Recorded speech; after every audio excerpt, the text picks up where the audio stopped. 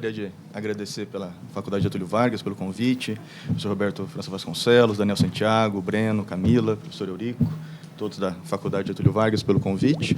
E são convites como esse que nos fazem discutir. E me parece que, em tempos bicudos, como esse que nós vivemos, acho que eu posso dizer isso, né? Nós estamos em tempos bicudos, somente o debate, somente o diálogo que leva a algum lugar, né?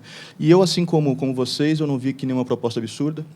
Eu só estou vendo aqui propostas que... Eu posso concordar com algumas, ter algumas sugestões para outras, mas são propostas que têm foco, que estão caminhando para uma direção que, a meu ponto de vista, só tendem a contribuir para o órgão e para o órgão, ao final das contas, para o contribuinte, que, afinal de contas, todos nós somos contribuintes de uma forma geral, nacionais ou estrangeiros, porque o CARF ele tem, na minha percepção, tem uma responsabilidade de atribuir segurança jurídica a toda a sociedade e transmite uma mensagem não somente dentro do Brasil, como fora também.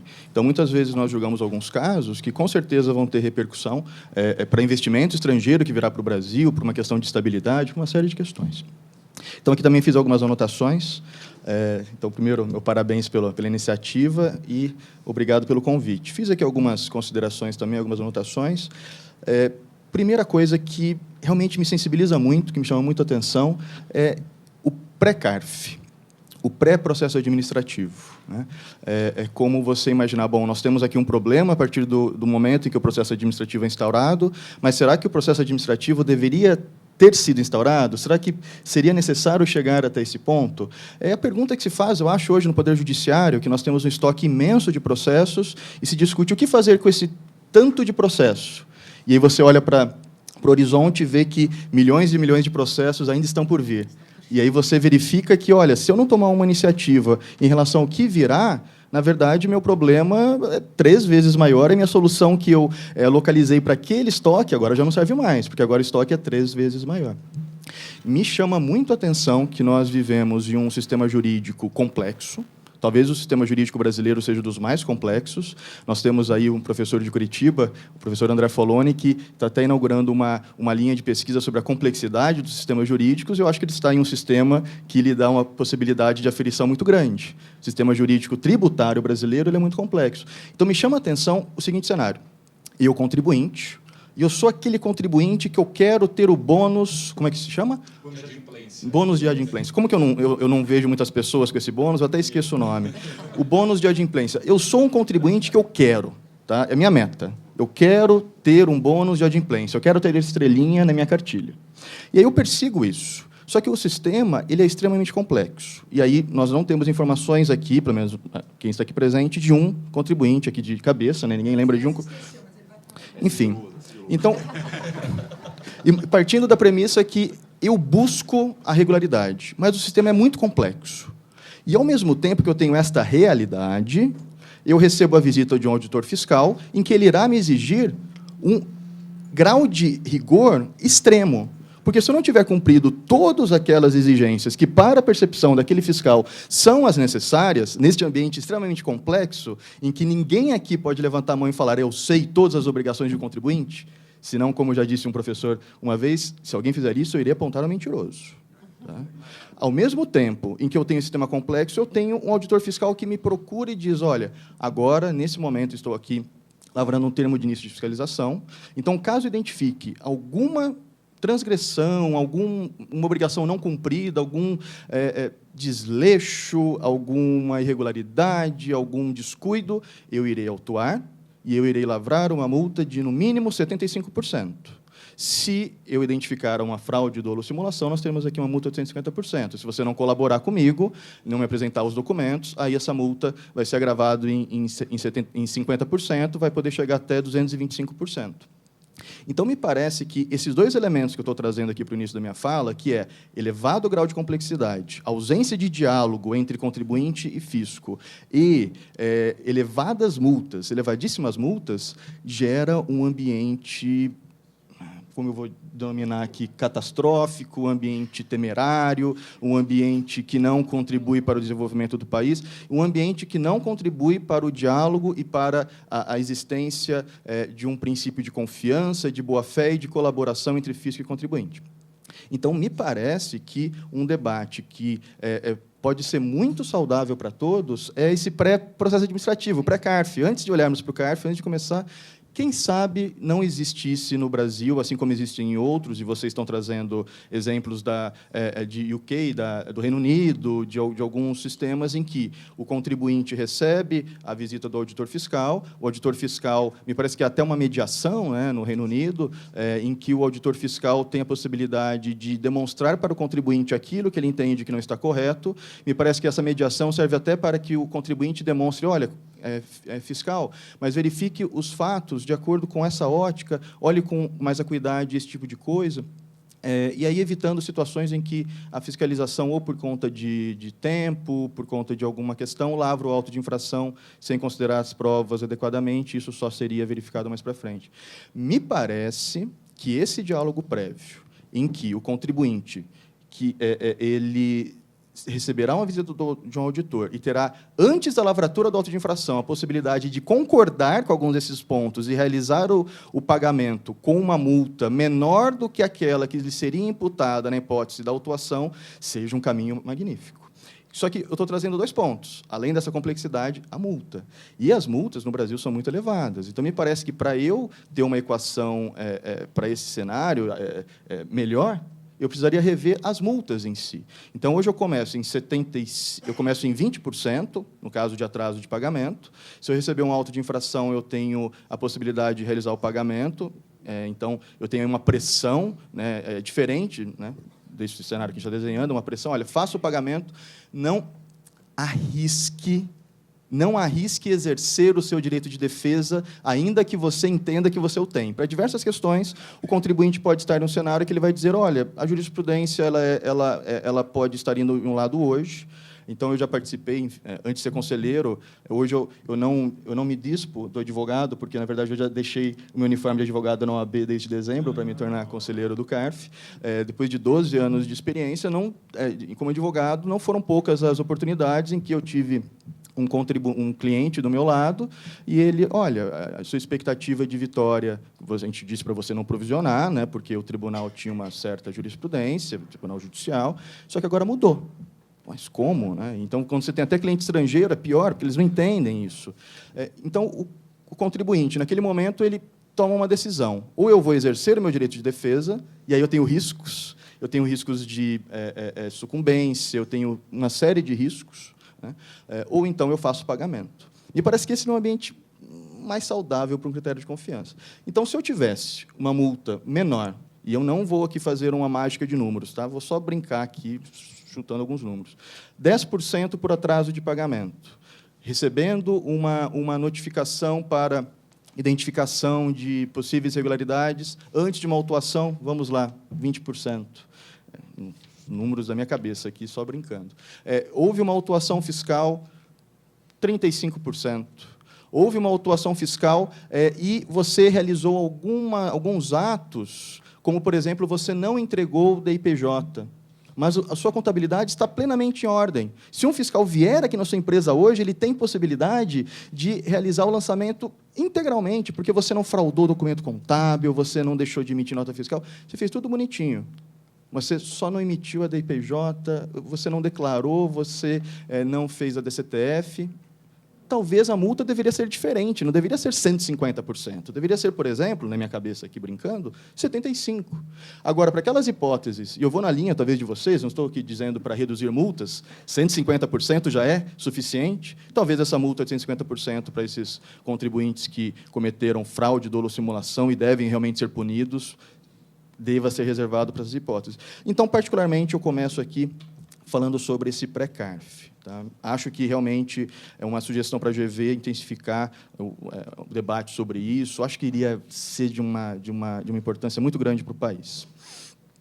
Iria abrir um diálogo maior entre todos. Entrando para o CARF.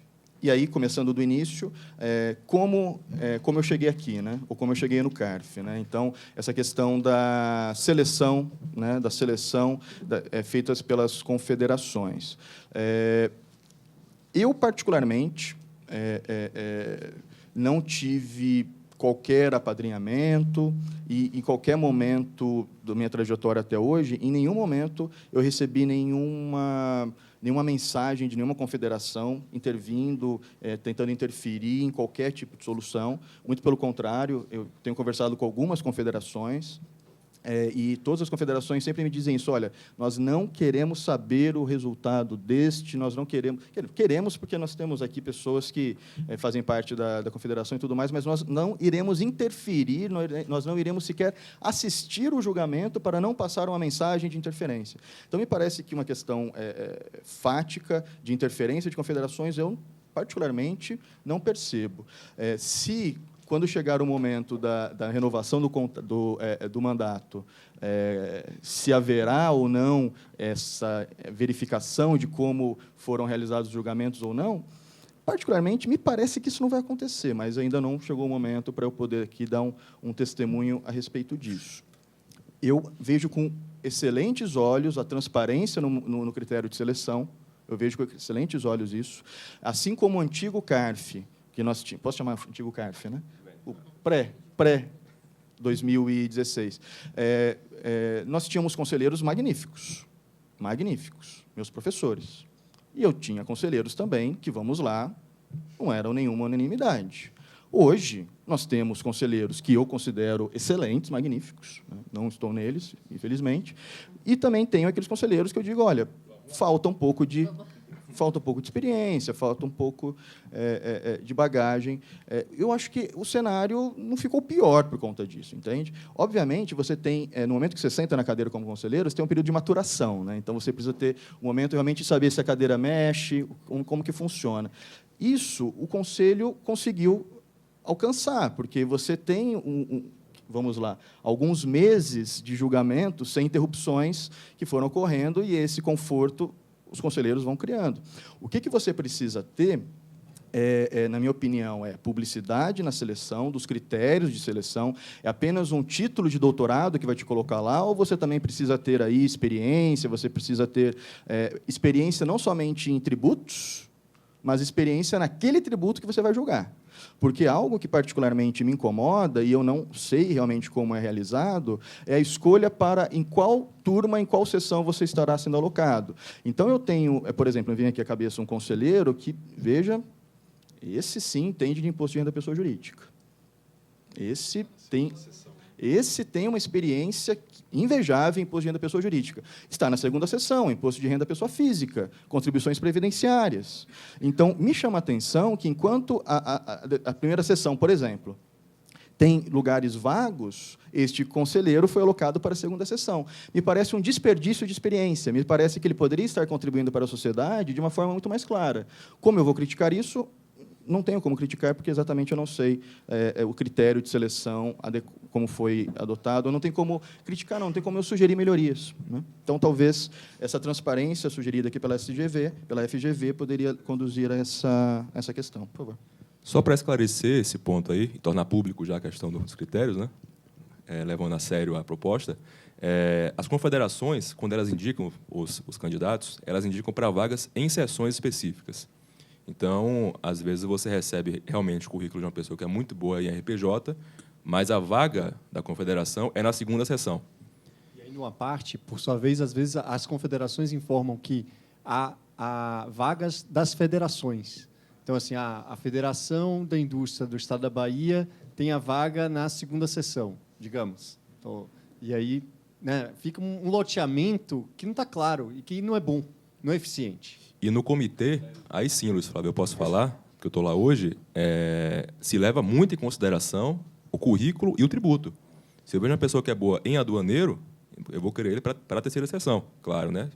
Considerando que a confederação indicou pessoas que têm currículo bom, digamos, em Previdência, RPJ e aduana. A vaga é a terceira sessão. Vai o de aduana. Isso é levado em conta na avaliação, sim. Outros pontos aqui levantados. Códigos. Eu acho que isso já está acontecendo. pelo menos há uns 3, 4 meses, quando eu pauto processos para julgamento, eu preciso indicar a partir de uma planilha fornecida pelo CARF. Isso fica na intranet. Eu acredito que para a sociedade em geral não é possível acessar, mas os conselheiros têm acesso à intranet. E lá na intranet nós temos ou uma planilha ou algo parecido com o Google, em que eu coloco o assunto e vai aparecer assim, dezenas de códigos, e, claro, como todo código tem e outros, né? Mas dentro de um mesmo tema, né? E aí os códigos são bem detalhados, Então, eu vou ter ágil transferido, ágil investimento estrangeiro. Eu tenho uma série de tópicos e aí vou ter ágil diversos que pode, enfim. Mas só que já é uma forma de organização. Esse sistema de códigos ele está sendo melhorado, então eu posso dar aqui o testemunho de que eu tenho participado de algumas reuniões dentro do CARF com as pessoas que estão implantando isso, com a equipe, né? A FGV, ela inclusive tem participado dessa certificação do CARF para questões de melhoria, questões de certificação mesmo, para que haja um carimbo dizendo que o CARF tem seguido aí seus padrões de qualidade, e esse é um dos pontos. E aí nós temos indicado sugestões de melhoria dos códigos, mas essa questão, o que é uma boa notícia, né? Ela já está em andamento. Me parece que também a questão da... E agora eu vou falar sobre 3 coisas, e me cortem, por favor, a qualquer momento, que eu vou passar do horário. 3 coisas relacionadas à transparência. Me parece que a audiência dos advogados é algo que sempre me deixou extremamente desconfortável. Por que eu fico desconfortável? Porque... como eu vou ter um diálogo com a parte? Porque todos aqui somos advogados, nós aqui todos somos. E eu vou falar com o juiz para que ele entenda melhor o caso, para que ele entenda melhor o detalhe. Não é nem para convencê-lo, é para que, olha, está vendo a página 10? Essa página é decisiva. Se você ler a minha petição com 45 páginas, e, aliás, façam petições com menos páginas, talvez a página 10 não esteja tão destacada. Então, de estagiário, a gente já aprende que é importante ir despachar. E onde um conselheiro hoje despacha? Né? Então, eu, particularmente, eu não tenho essa liberdade que foi me atribuída, então, de escolher aonde eu vou despachar. Eu não tenho a possibilidade de despachar em São Paulo, numa Receita Federal. Eu não tenho a possibilidade de despachar em algum lugar em São Paulo. Eu despacho em intervalos do xixi da sessão de julgamento, né? Então, muitas vezes não faço, né? Vou aqui fazer um desabafo, né? Muitas vezes não faço. Mas só que não é o ideal, porque nós estamos aqui tratando de casos, provavelmente eu estou analisando os 20 e tantos % dos casos, que são aqueles casos da casa de 2 bi, 300 milhões, 500 milhões... 800 milhões. Então, é claro que todos os conselheiros têm o dever de olhar o processo durante as suas madrugadas, né? Eu digo durante as suas madrugadas porque é um outro ponto que a gente vai chegar, a questão das garantias e a carga de trabalho e tudo mais. Mas deixa eu só te interromper um minutinho. Já chegou aqui a ordem de despejo, 1h15, a gente tem que sair daqui. Então, eu arremato em 3 minutos. Em 3 minutos. Mas uma boa notícia em relação a esse incômodo, que eu particularmente tenho, porque é óbvio que é fundamental para o bom julgamento que haja despacho. Uma boa notícia é que eu vou participar de uma audiência agendada para a minha próxima sessão de julgamento. Então, o CARF já implantou uma sala para receber advogados,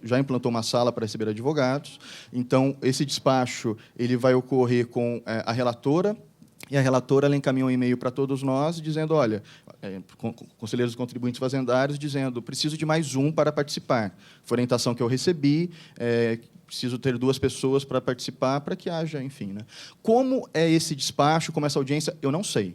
Então, eu só fiquei sabendo que eu tenho essa possibilidade porque surgiu esse fato. Mas eu, particularmente, não sei as regras, isso para mim não está tão claro. Me parece que seja necessário dar um foco para essa questão da audiência e, inclusive, disponibilizar para os conselheiros que não moram em Brasília um outro dia para que fiquem em Brasília e que esse dia, inclusive, conte como produtividade. Então, eu chego em Brasília segunda-feira à noite, julgo de terça das 8 da manhã até 8, 9 da noite, aí chega quinta-feira, o momento que, se eu não sair naquele segundo, eu perco o avião, nós saímos.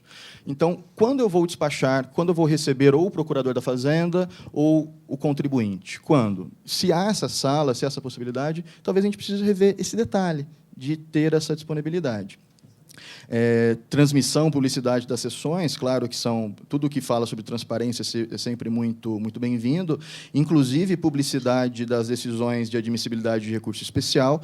Eu tenho para mim talvez uma visão um pouco mais restritiva da função da Câmara Superior de Recursos Fiscais. Me parece que a Câmara Superior tem uma função de uniformização e não de terceira sessão de julgamento, terceira instância. Então eu tenho tido uma linha muito criteriosa na questão da admissibilidade dos recursos especiais, e claro que isso deveria ser levado a público a todos, né? E me parece também, já fazendo um gancho no meu minuto e meio final, falar sobre um princípio que engloba muita coisa do que a gente falou aqui hoje, em especial vocês nos falaram, que é o princípio da confiança, princípio da confiança entre o contribuinte e o fisco, né? Me parece que, sempre que a administração fiscal emite uma instrução normativa, como o Moisés aqui bem disse, está tornando público à sociedade qual é a posição da administração fiscal. Me parece que, quando o CARF toma decisões em sua Câmara Superior, também está transmitindo para a sociedade qual é o entendimento deste tribunal administrativo de última instância de como se deve interpretar uma lei. Então, me parece que eu tenho aqui algumas questões, voltando ao ponto da multa, que devem ser pensadas por conta desse princípio da confiança, tá? Vou resumir rapidamente aqui em meus 45 segundos. Imaginemos que nós temos uma jurisprudência já consolidada, em um determinado momento, e o contribuinte ele segue aquela orientação jurisprudencial da Câmara Superior e tudo mais. A partir do momento em que há uma alteração desse entendimento nesse tribunal administrativo, me parece que eu tenho a necessidade de atribuir segurança jurídica e certeza jurídica a esse contribuinte, que seguiu essa orientação firmada pelo órgão máximo da administração fiscal, quando eu falo sobre o julgamento dos recursos, e ele não ser punido por seguir esse caminho. Me parece que eu tenho algo muito semelhante quando eu tenho voto de qualidade. Por que eu digo isso? Parto da premissa que o comitê de seleção faz um excelente trabalho e apenas elege pessoas para trabalhar no CARF que tenham... Quais são os critérios? Notório conhecimento jurídico, experiência prática,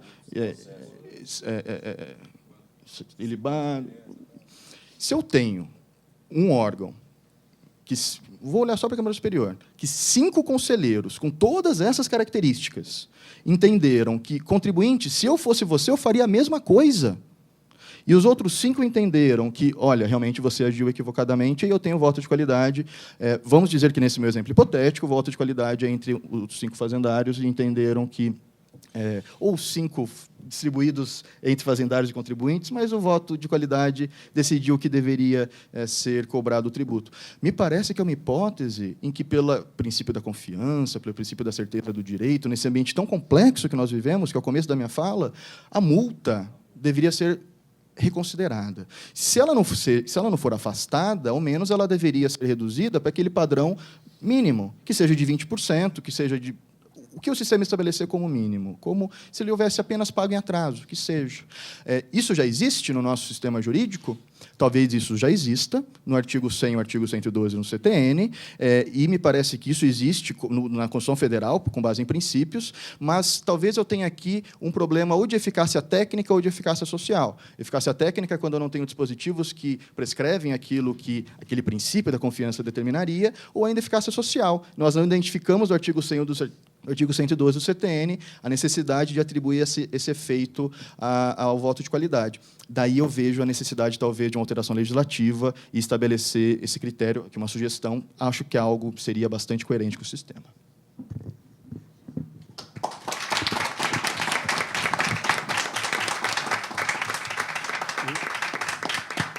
Eu destacaria também o 76 da 4502, claro, que também dispensa multa nesses casos de...